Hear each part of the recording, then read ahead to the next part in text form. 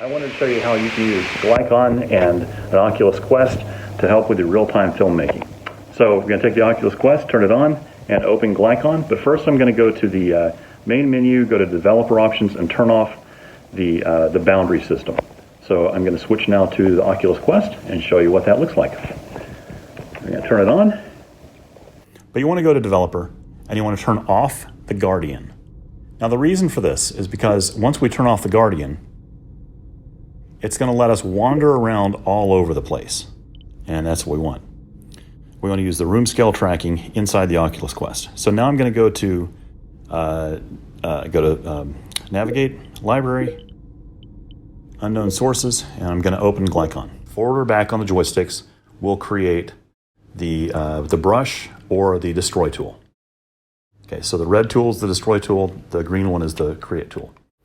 And so what we want to do right now is I'm going to walk around kind of looking through my lens here, and I'm looking out the side, or just kind of through the nose. And there's a setting, actually, I think you can use for pass-through for this, but I'm not going to do that. And I'm going to walk up to one of the walls, one of the corners, and I want to drag out a point here that's going to be, this is going to be my point. Okay, so got that one. That's for that corner of that wall. And I'm going to go across here to the hallway. There's a little point here. I'm going to drag this out. I'm going to draw this. I'm going to completely ignore the fact that there is actually a room here in Glycon. This doorway is a little off center from the other one, so it's going to go just like this. Okay. And I'm going to run my finger along the wall while I have the controller here, and just drag this out.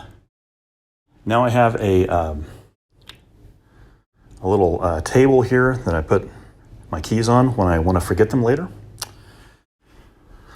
So I'll drag that out there and drag across here a little bit. And I know I'm going to probably walk through the wall here in a second. Now, in the process of building this, what I'm realizing is this is something that I could probably build a dedicated tool for, and so I'm going to definitely do that. But I wanted to show you right now how you can use Glycon in its current state. If you wanted to just use it like today to do this, you could totally do that. So what I'm doing right here is this is another wall. Kind of mark that like that. All right. And then back here, I've got some random kind of crap back here. And I don't really want to do anything there, but there's a chair here. And the importance of the chair is, in my scene, I'm going to have a character walk over and sit in this chair. So I want to make sure that the chair is blocked out in the real world, like where he would sit. So I'm just going to kind of drag that out there. The armrests are here. Drag that armrest over here.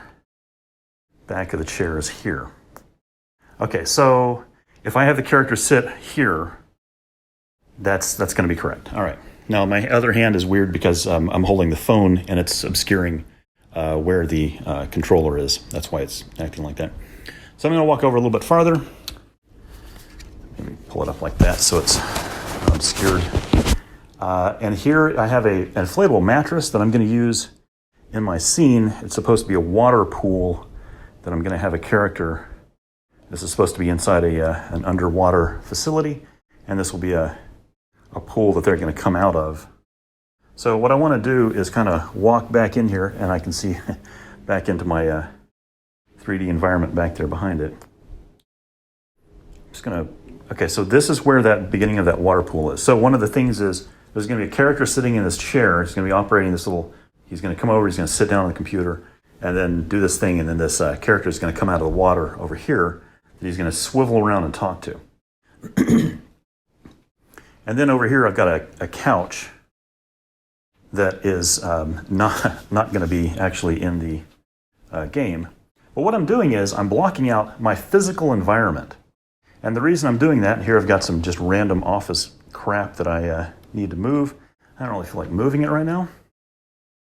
But what I'm going to do is I'm going to block all of this out, and then I'm going to take this into my 3D program, or I might take it straight into Unreal and use this to create kind of a I'm just going to put some other stuff in the environment that takes up this space.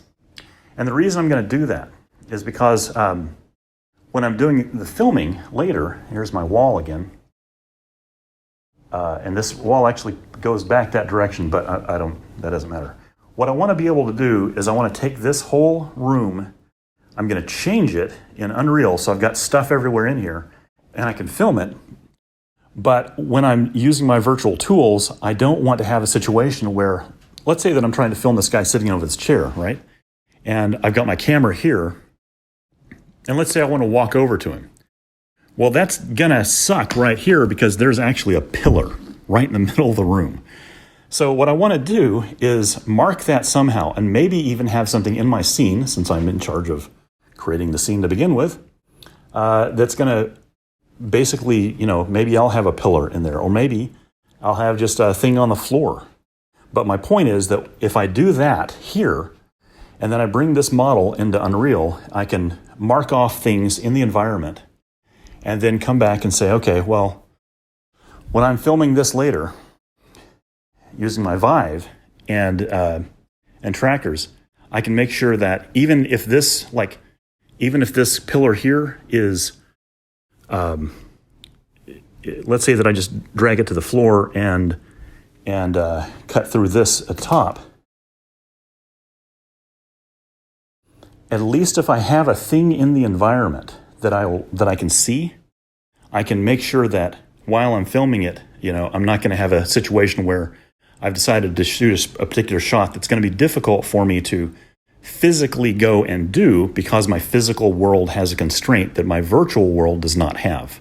Does that make sense? So, for example, if I have a guy sitting over there and I want to have like a kind of I think it's called a dolly shot where I kind of zoom in on this guy and I'm going to walk over toward him. Well, if I know for a fact that there's a physical object in this room, because I'll be able to see it anyway, but when I'm mapping out or when I'm kind of in Unreal setting up the environment, if I plan for this, then I'm not going to get into a situation where I've thought, hey, I'm just going to have this one shot and I'm going to walk over and do this, because I can't do that. But this way, I'm able to map out my entire actual physical environment in just a matter of seconds. So that's done. And I can export that immediately to an OBJ. I'm just going to pop up my HUD here and go to Export OBJ. Boom, done. So now I can take that OBJ into Unreal or into a 3D program, and I have my entire environment. So what I might do is I might take it into a 3D program, do a little figuring out where things go, or I could take it into Unreal and again just place objects in the scene that are going to kind of help me.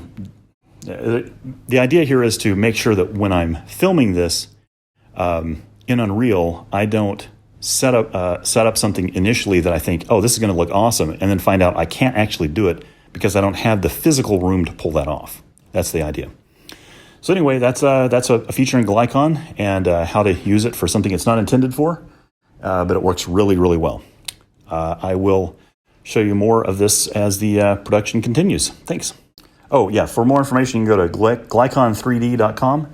That's where I'm going to have, that's why I have Glycon right now, and as I finish these the live production tools, that's where they're going to start showing up. Thank you very much.